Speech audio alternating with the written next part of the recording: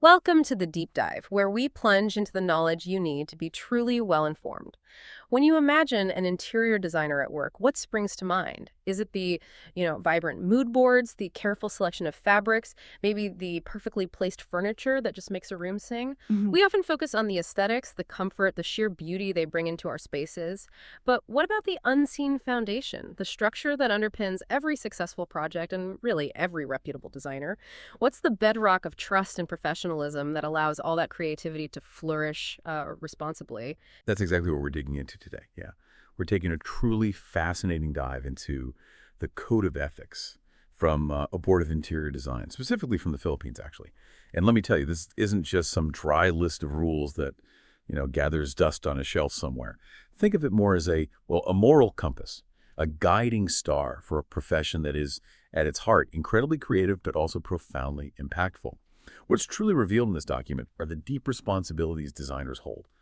And it's not just to their clients or even their craft, but also to their colleagues, to the broader public, and even to deeply held societal values. It really elevates interior design, I think, from merely a service to a deeply respected and frankly critically important profession. Okay, so our mission today is to really unpack this foundational document. We're going to try and extract the most important nuggets of knowledge and insight. Maybe reveal some surprising truths about the designer's world and give you a shortcut to being truly well informed about this ethical backbone of interior design. We want to show you how these principles don't just protect clients, they actually sculpt the very character of the profession itself. Exactly. And we'll explore not just what these rules are, but critically, why they exist in the first place. What's the thinking behind them? We'll connect them to the larger picture of professional conduct, public trust, and maybe even touch on the historical context that likely necessitated their creation. By the end of this deep dive, you'll gain, I hope, a much deeper appreciation for the integrity required to transform spaces in a way that truly serves everyone involved. From the individual client right through to the community as a whole. All right, let's get into it then. Section 1, the foundational principles. The code begins with what feels like a profoundly personal declaration, almost like a creed for every interior designer. It states, "My duty is not only to myself, but also to my fellow men, my country, and God." Yeah. Now, that immediately sets a very high bar, doesn't it? It moves far beyond just commercial interest or making a profit. It establishes a sense of purpose that's incredibly selfless right out of the gate. It absolutely does, yeah. What's truly fascinating here is how this code frames interior design as a noble profession. It emphasizes an endless endeavor to further its just ends. So this isn't about hitting a specific target and then stopping. It's about a continuous lifelong commitment to ethical practice and improvement. And it really caught my attention that it explicitly directs designers to seek success, not through, say, solicited personal publicity, which is so common today, right? Especially in creative fields, but instead through industrious application to their work. They're meant to strive to merit a reputation built on quality of service and for fair dealing. This instantly sets a tone of humility, diligent service, and a focus on substantive work over, superficial recognition or self-promotion. It implicitly emphasizes virtues like honesty, incredible diligence, and a kind of selflessness that prioritizes the craft and the client above personal fame. It's a quiet dedication over flashy headlines, if you will. And it's incredibly clear about financial dealings too, right from the start. It states, "I shall ask from all fair remunerations for my services while expecting and asking no profits from any other source." How crucial is that for building and maintaining trust? It sounds almost like a universal principle that should apply to any consultancy, really. Well, it's absolutely foundational, yeah. It immediately establishes that the designer's primary allegiance and their sole source of income for their professional service must be their transparent, agreed-upon fee directly from the client. It's about singular, open compensation. This principle acts as a critical guardrail against, hidden incentives, undisclosed commissions, or any other form of kickback that could compromise the designer's objectivity. Anything that could lead to decisions based on personal financial gain rather than the client's best interest. I mean, think about it. If a designer is getting a bonus from a specific tile supplier, can you truly trust that they're recommending that tile because it's the best for your project or because it pads their own wallet? This rule just eliminates that doubt entirely. It ensures that every recommendation, every choice made is untainted by external pressures, giving the client, peace of mind. Okay, so moving on to prioritizing the client. This might seem like a given, maybe common sense, but the code explicitly states, "I shall hold the interest of my client over and above any self-interest for financial returns." That's That seems obvious, maybe, but why state it so explicitly in a professional code? Why not just assume it? That's a great question. And it really highlights the kinds of temptations or subtle pressures designers can face. The explicit statement acts as a safeguard against a variety of potential conflicts of interest that might not be immediately obvious to a client. For example, a designer might be offered a higher commission from a specific furniture vendor, right? Even if that vendor's product isn't the absolute best fit or the best value or the best quality for the client's specific needs. Or, and this is a tricky one, a designer might be tempted to push for a more elaborate or, say, expensive design solution just to inflate their own fee, even if a more modest or budget-conscious approach would better serve the client's actual needs and financial situation. So this principle ensures that the designer's advice is always truly unbiased, prioritizing the client's needs, budget, and desired outcome above everything else. It's a commitment to impartiality and disinterestedness, meaning their judgment shouldn't be swayed by personal gain. The code even adds a specific powerful rule. I shall not allow my private business investments or venture to affect or influence my professional judgment to the detriment of the trust placed upon me. Imagine a designer who happens to own shares in a particular lighting manufacturer. Okay. Without this rule, they might unconsciously or even consciously be tempted to exclusively specify lighting from that company, even if better or more cost-effective options exist elsewhere. This principle demands absolute purity of motive and judgment. It ensures the client's trust is never betrayed by hidden agendas or financial entanglements. It's about protecting that sacred trust, really, at all costs. The code also talks about moral responsibilities towards my colleagues.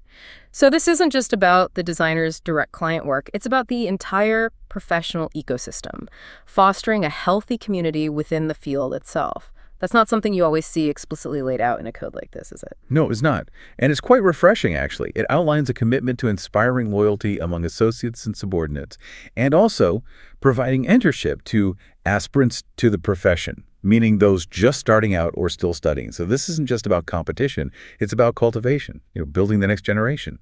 Furthermore, it sets clear boundaries for professional discourse. It states that criticisms and praises should be confined to constructive and inspirational limits. And it explicitly prohibits using such means to further malicious motives. This cultivates a supportive rather than a, cutthroat environment, encouraging growth and shared learning rather than undermining one another. It builds a foundation of mutual respect that benefits everyone and ultimately makes the entire profession stronger. And there's a truly generous spirit woven into this section too, generously sharing with colleagues, friends, and strangers alike the benefits of my experience and experiments. That sounds like a powerful way to advance the whole field, doesn't it? It's not just about individual success, but about collective progress. It absolutely does. This goes beyond mere professional courtesy. It's really a call to communal learning and innovation. By sharing insights, lessons learned from projects, both successes and failures, right? Designers contribute to a continually evolving and improving body of knowledge. This open exchange helps to raise the overall standard of the profession, benefiting everyone from experienced practitioners to emerging talents and ultimately the public they serve. It counters that tendency you might see in some fields to, guard trade secrets or keep proprietary knowledge under wraps. Here, the emphasis is clearly on collective advancement and mutual upliftment, which is a surprising and, I think, wonderful principle to codify. So when we pull all this together and look at the responsibilities of the profession itself, as outlined in Section 1 of the document, the code states interior design calls for men of the highest integrity, judgment, business acumen, and artistic and technical ability. That's a tall order. It paints quite a picture of the ideal professional, doesn't it? It truly does. This section basically consolidates all the virtues and expectations we've been discussing, painting a comprehensive picture of the ideal professional. It explicitly states that an interior designer's honesty of purpose must be above suspicion, emphasizing transparency and forthrightness in all dealings. It reiterates that he acts as professional advisor to his client and his advice must be unprejudiced, underscoring that critical need for objective counsel. Furthermore, it highlights his moral responsibilities to his professional associates and subordinates, reinforcing the importance of internal team dynamics and mentorship, like we just discussed. Finally, and perhaps most broadly, it declares that he is engaged in a profession which carries with it certain responsibilities to the public. This means their work impacts not just individual clients, but the broader community and society. The concluding thought of this section is particularly potent. These duties and responsibilities cannot be properly discharged unless his motives, conduct, sense of moral values and ability are such as to command respect and confidence. It's all about building and maintaining public respect and confidence, which are paramount for any profession to thrive and hold its rightful place in society. It underscores that trust is the ultimate currency, and it must be earned through consistent, impeccable conduct. Okay, section 2. Now we get into the nitty-gritty, the designer's relationships. Let's start with the client. This is where it gets really granular and honestly fascinating. The code drills down into the specifics of how a designer interacts with their client. It starts right at the beginning, initiating the relationship. It states that the interior designer may introduce to a prospective client the professional services he is able to perform, provided it is limited to presentation of examples of his professional experience, and does not entail the offering of free preliminary sketches or other services without the benefit of an agreement with the client for legitimate compensation. Now, why is this so specific? It sounds like basic business practice, maybe, but clearly it's important enough to be a rule here. You're right to pick up on that specificity. This rule is absolutely crucial. It's for protecting the value of professional work and, by extension, the profession itself. It's designed to prevent what's often called spec work, where a designer is asked to provide significant creative output, like preliminary sketches or detailed ideas for a space, without any guarantee of compensation. Often in a competitive bid situation, right?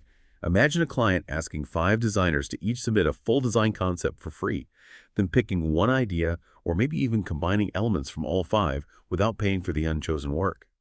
Without this rule, clients might solicit free designs from multiple designers, essentially getting free labor and expertise, which would devalue the intellectual property and skill that interior designers possess. This ensures that serious engagement is properly compensated, reflecting the time, talent, and effort invested.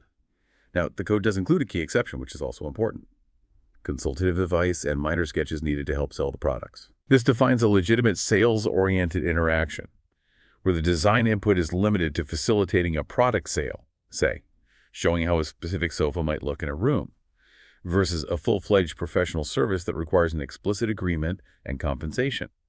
This distinction protects both the client from unexpected charges and the designer from exploitation.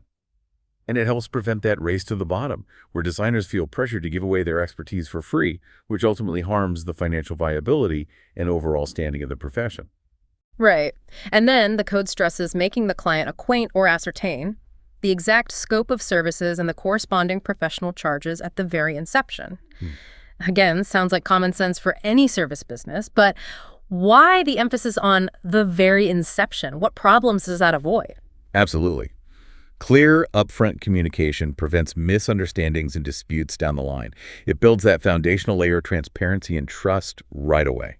Imagine if a designer began work without clarifying fees, only for the client to be surprised by an invoice far higher than anticipated, or, services rendered that they didn't fully understand were part of the agreement. That quickly erodes trust, doesn't it? This rule mandates full disclosure from day one. It ensures both parties enter the relationship with a shared understanding. What services will be provided? What are the deliverables? What are the financial implications? It's like getting the full menu and pricing before ordering your meal. Just makes everything smoother. Okay, and this section also delves into the conditional character of estimates and explicitly states, in no case shall he guarantee any estimates or costs of work. And also, neither shall he mislead his client as to the probable cost of the work in order to secure a commission. This is a fascinating nuance. Why can't they guarantee estimates? Seems like clients would want that. Well, think about the variables: construction costs, material availability, labor rates, unexpected site conditions. These can all change rapidly, sometimes overnight. Guaranteeing an estimate in such a dynamic industry like design and construction would be incredibly risky. It could easily set a designer up for failure or significant financial loss. Okay, so it's actually protecting both sides. Precisely. It protects both parties by managing expectations realistically and discouraging deceptive practices. A designer should provide the most accurate estimate possible based on current information and their expertise, of course. But they simply cannot control all those external market forces, supply chain issues, or unforeseen complications that might pop up during a project. Like discovering hidden structural issues in an old building after demolition starts. It happens all the time. And prohibiting misleading the client about probable costs is equally vital. It prevents a designer from deliberately lowballing an estimate just to win the contract, only for the client to face significant budget overruns and disappointment later on. This transparency builds long-term client relationships based on honesty, not short-term gains from deceptive tactics. It also mentions that the designer shall charge a professional fee commensurate with the work involved and with his professional standing and experience based upon the basic minimum fee prescribed by the Philippine Institute of Interior Designers, PIID. That's key. The PID, the professional body, sets a baseline. This standardizes fair compensation, ensuring designers are paid equitably for their expertise and preventing the undervaluing of their services. It recognizes the true value of their skill and knowledge. And it's not just about what the client wants, is it? The code states the designer shall consider the needs and stipulations of his client and the effects of his work upon the life and well-being of the public and the community as a whole. This is a significant expansion of responsibility. It suggests a real civic dimension to interior design. It truly is. This expands the designer's ethical scope way beyond just individual client satisfaction, pushing it towards a broader civic duty. It applies considering not just aesthetics or individual preferences, but also crucial elements like accessibility, ensuring spaces are usable by everyone, regardless of physical ability. Think wheelchair users, people with visual impairments. It also means considering safety, making sure materials and layouts meet regulatory standards, promote user welfare, fire codes, proper ventilation, things like that. And critically, environmental impact, selecting sustainable materials and practices where feasible. Now, all of this, of course, must be, as the code says, commensurate with the client's appropriation, meaning within the client's budget. But it's a very holistic view of design's impact, understanding that a well-designed space contributes to public health, safety, and overall quality of life, not just for the immediate occupants, but for the wider community. It's a surprising depth of responsibility, I think, for a profession often perceived as purely aesthetic. And just to hammer home a point we touched on earlier, the code makes it crystal clear again. The interior designer shall be compensated for his services solely through his professional fee charged directly to the client. He shall not accept nor ask for any other returns in whatever form from any interested source other than the client. Absolutely unambiguous. No kickbacks, no hidden incentives, no side deals. It really drives home that singular focus on the client's best interest. This is a bedrock principle for maintaining unwavering objectivity and client advocacy.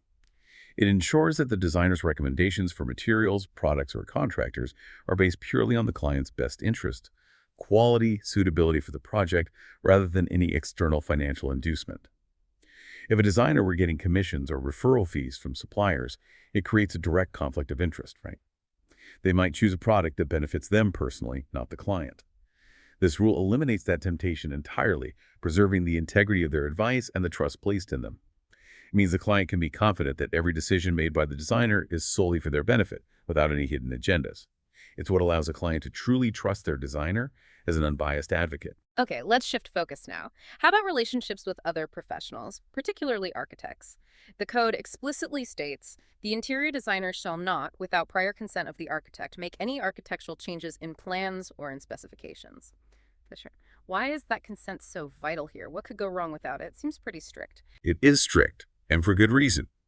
This highlights the distinct professional domains and the paramount importance of respecting established hierarchies and expertise within a project team. Architectural plans involve, structural integrity, building codes, complex engineering considerations, and often significant legal accountability. An interior designer, while highly skilled in spatial planning, aesthetics, and the functionality of interiors, typically doesn't possess the same licensure or expertise in structural design or the building envelope as an architect. Without the architect's explicit consent and oversight, an interior designer making unsupervised changes could inadvertently compromise the building's safety, its stability, or its compliance with critical regulations.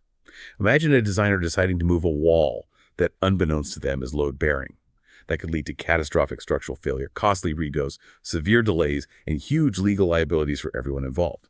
So this rule is about clear boundaries, professional courtesy, and ensuring accountability by maintaining the architect's ultimate authority over architectural plans. It's about preventing chaos and ensuring a cohesive, safe, and legally compliant outcome.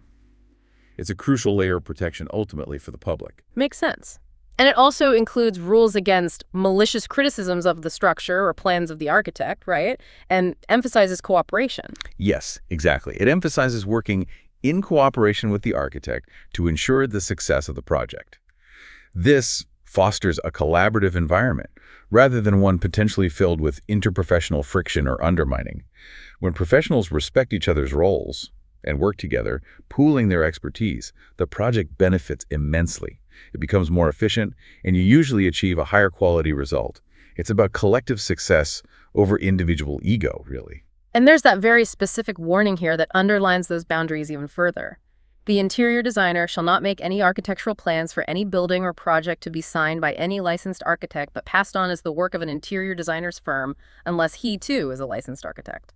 That seems like a very direct prohibition against, well, pretending to be something you're not. It is, and it's a critical point about licensure and professional misrepresentation. It ties directly into public safety and accountability. It safeguards the public by ensuring that only qualified and licensed individuals perform specific types of work. An interior designer who isn't also a licensed architect shouldn't be creating architectural plans because they lack the legal authority, the specific training, and the regulatory oversight required for that kind of work.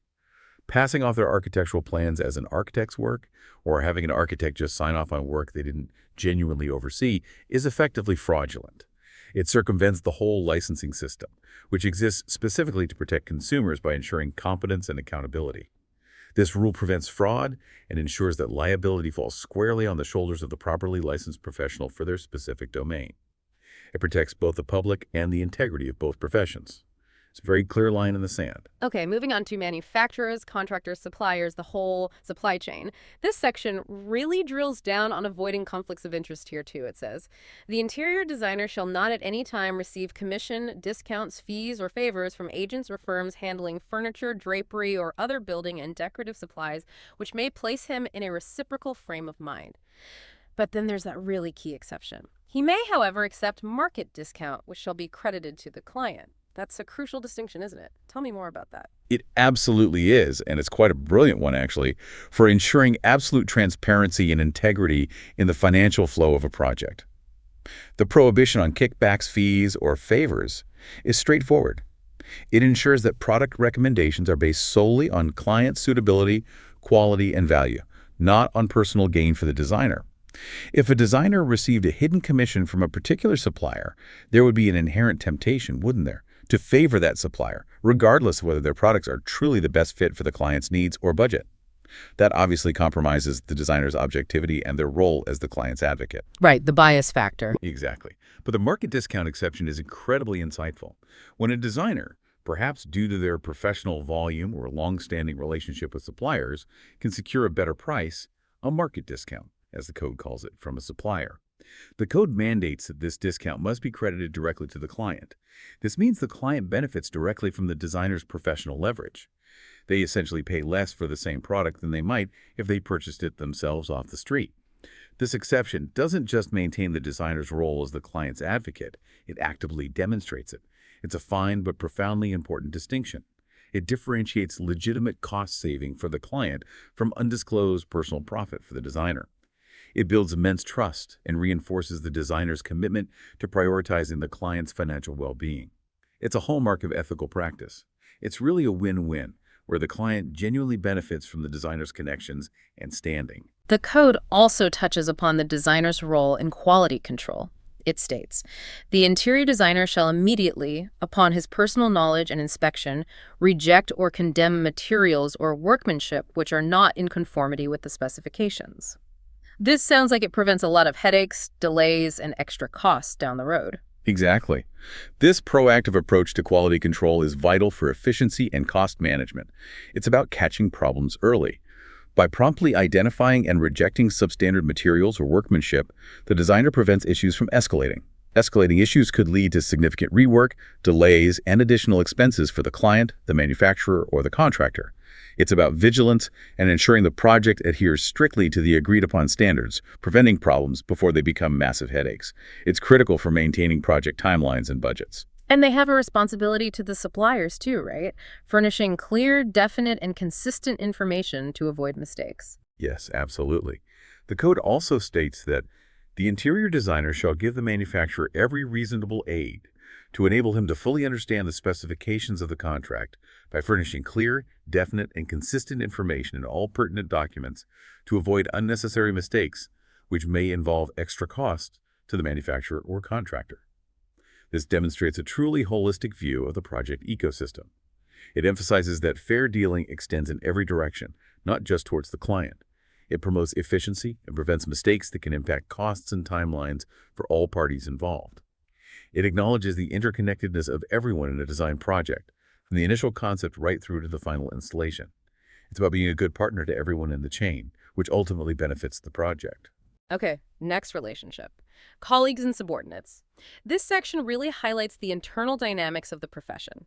The code re-emphasizes not rendering professional services without compensation except for small, civic, or community projects. This really underscores the value of their work again. It's like saying, our skills are valuable, don't just give them away for free unless it's for a truly good cause. That's a perfect way to put it, yeah. This is crucial for maintaining the economic viability and respect of the profession as a whole. If you provide free services too extensively, it can devalue the entire field, making it harder for all designers to command fair fees for their expertise. The exception for small, civic, or community projects acknowledges the importance of pro bono work for the public good, balancing that professional value with social responsibility. It also explicitly states not to knowingly compete with other interior designers on the basis of difference of professional charges, nor use donation as a device for obtaining competitive advantage except for worthy civic projects. This aims to prevent that race to the bottom scenario, where designers just undercut each other purely on price, which can compromise quality and professionalism. It encourages competition based on skill, reputation, and the value of the service quality, rather than simply being the cheapest option, which often leads to, well, cutting corners. And another interesting point, neither shall he submit solicited or unsolicited sketches or drawings in competition with other interior designers unless agreed upon by architects involved. This ties back to respecting intellectual property and established professional engagement, doesn't it? Feels like it's protecting designers from having their ideas stolen or used without pay. Precisely. This prevents situations where designers might spend considerable time and effort developing detailed concepts, only to have them used without compensation, or worse, have their ideas poached by a client or another firm. It promotes fair play and ensures that designers are properly engaged and compensated for their creative output, safeguarding their intellectual property. It's about respecting the value of ideas and preventing intellectual theft, which ultimately strengthens the entire profession. It encourages clients to formally engage a designer when they truly want creative work done, rather than just, shopping around for free ideas. Now, this next one seems really important for professional courtesy and preventing internal strife within the industry. The interior designer shall not, under any circumstance nor through any means, seek commission already known to him as previously endowed to another interior designer. And what if a client wants to switch designers mid-project? Does the code address that? It does, very clearly and firmly. It demands profound professional courtesy and ethical conduct here. The interior designer shall not undertake a commission for which he knows another interior designer has been previously employed until he has notified such other interior designer of the fact in writing, and had conclusively determined that the original employment has been terminated and has been duly compensated for. This is paramount for preventing professional disputes, protecting the integrity of contracts, and ensuring fair compensation for prior work done. It prevents a new designer from just stepping in and potentially benefiting from, or even undermining, the work and relationships established by a previous designer who might not have been fully paid or properly released from their duties. It encourages a structured and respectful handover process, which ultimately serves the client's best interest too, by ensuring continuity and preventing potential legal entanglements. It's about professional solidarity and accountability, honoring the work that has already been done. The code also dictates, the interior designer shall not knowingly injure falsely or maliciously the professional reputation, prospects, or practice of another interior designer for the same project and client. That's about maintaining a civil and respectful environment within the profession, isn't it? Basically, no bad-mouthing or character assassination. It absolutely is. This reinforces that earlier principle of constructive criticism. It's about fostering a professional community where critiques are aimed at improvement and shared learning, not personal destruction or undermining. There are specific carve-outs, though, which are interesting. Like, for situations involving criticism of public projects financed with public funds, this balances individual reputation with the need for public accountability and transparency when taxpayer money is involved. It shows a thoughtful approach, balancing professional courtesy with broader public interest. Public funds demand public scrutiny, after all. And then there are these incredibly detailed rules around interior design competitions. Yes, Section D6. It states, neither shall the interior designer accept and act as professional advisor of juror in any interior designer competition when he has any information or has reviewed or assisted in the preparation of any competition design entered. And it goes on. Nor shall an interior designer retained as professional advisor in a competition accept employment as an interior designer for that competition project, except as consulting interior designer. Wow, that's incredibly specific. It's really trying to ensure absolute impartiality and fairness in design awards and opportunities. You can feel the emphasis on creating a level playing field. It truly is.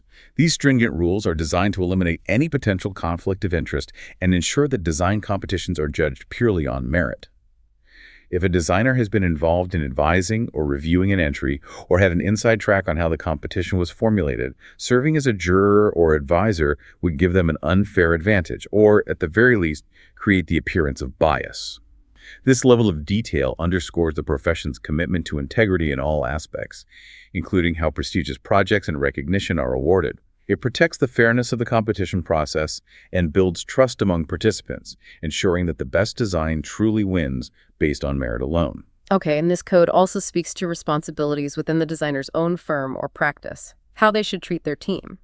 The interior designer shall inspire the loyalty of his employees and subordinates by providing them with suitable working conditions, requiring them to render competition and efficient services, and paying them adequate and just compensation therefor.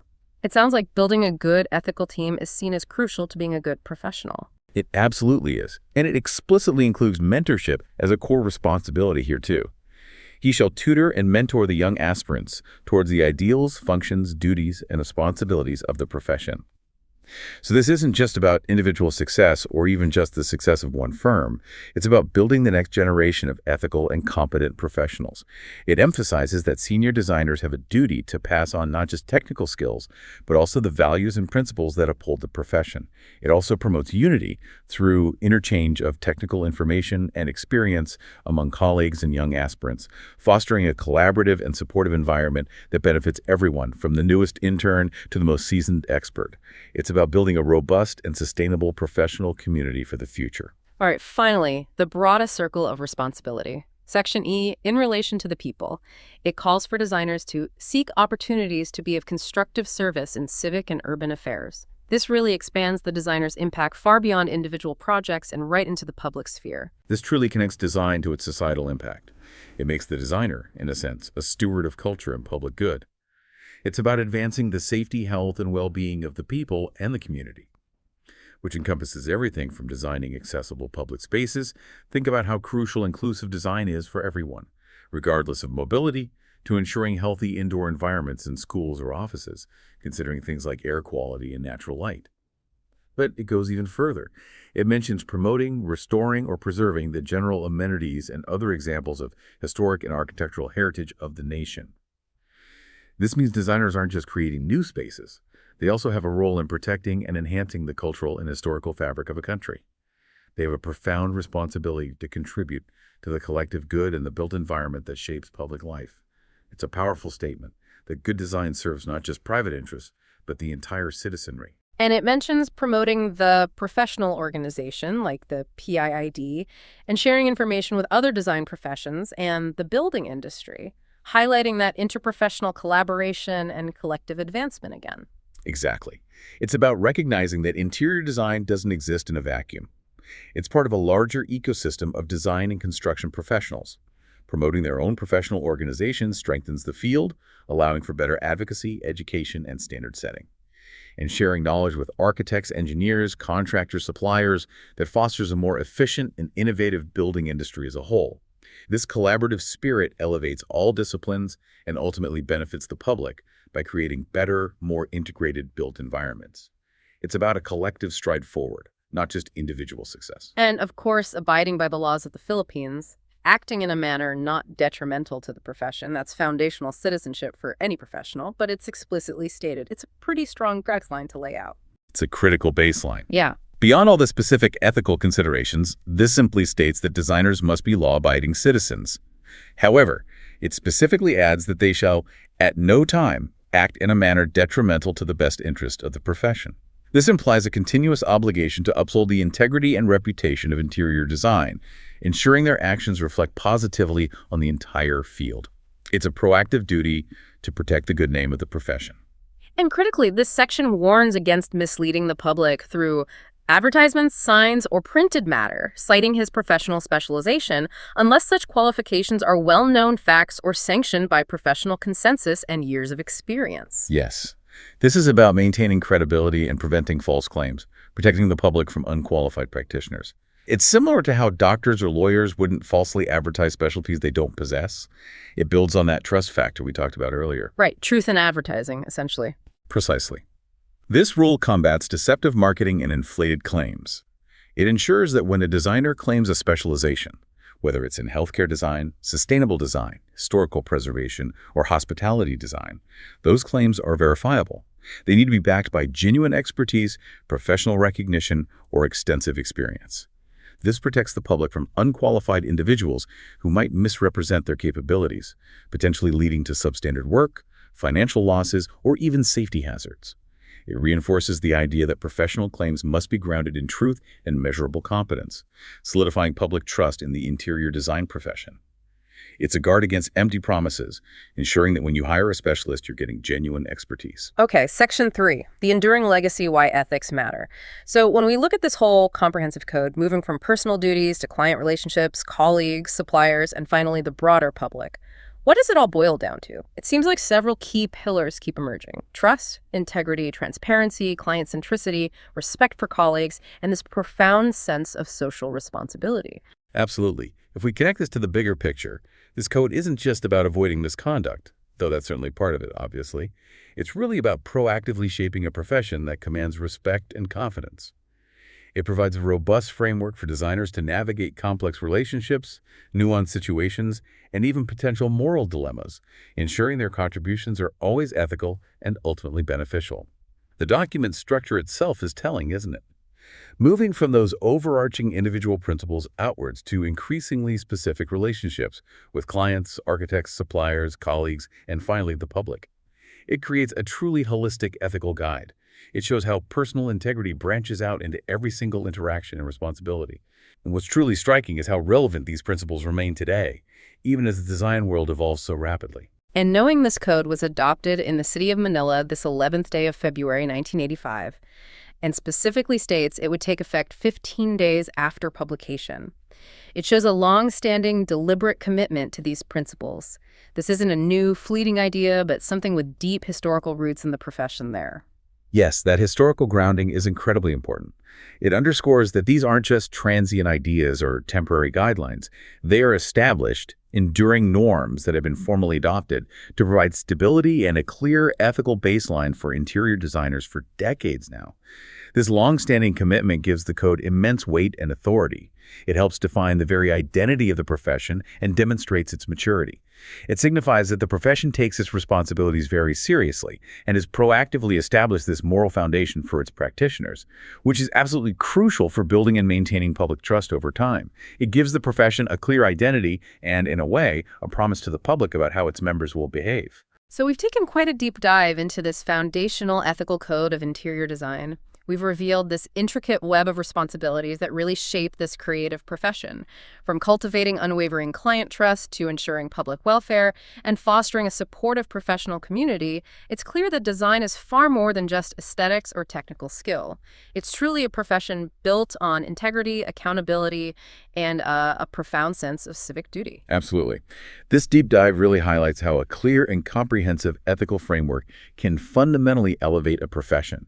It ensures that practitioners not only excel in their craft and their artistic endeavors, but also consistently uphold the highest standards of integrity, transparency, and social responsibility. It's about professional conduct that builds lasting trust, not just in individual projects, but in the entire industry. So, for you, our listener, maybe consider this as you go about your day. How might these ethical principles, drafted, back in 1985, adapt or be challenged by the rapid changes we see today? Think about the rise of artificial intelligence in design, for instance. AI can generate concepts in seconds now. How do designers maintain their unique ethical value proposition when technology can mimic so much of the visual output? Or what about new pressures in a globalized, incredibly interconnected market? Do new technologies or economic realities require entirely new ethical considerations, or do these timeless principles remain sufficient? perhaps just needing new interpretations for today's world? That's a great question. And maybe looking beyond interior design, what ethical frameworks guide your own profession or perhaps your personal endeavors? Does a formal code exist in your field? Or is it more of an unspoken agreement, a set of cultural norms that you navigate? And how do you personally ensure your actions align with your deepest values and contribute positively to your community or industry, even when faced with, dilemmas or temptations, something we all face? Thank you for joining us on this enlightening deep dive into the ethics of interior design. We hope it sparks further thought and curiosity about the unseen rules and profound responsibilities that shape our built world and indeed perhaps every professional endeavor.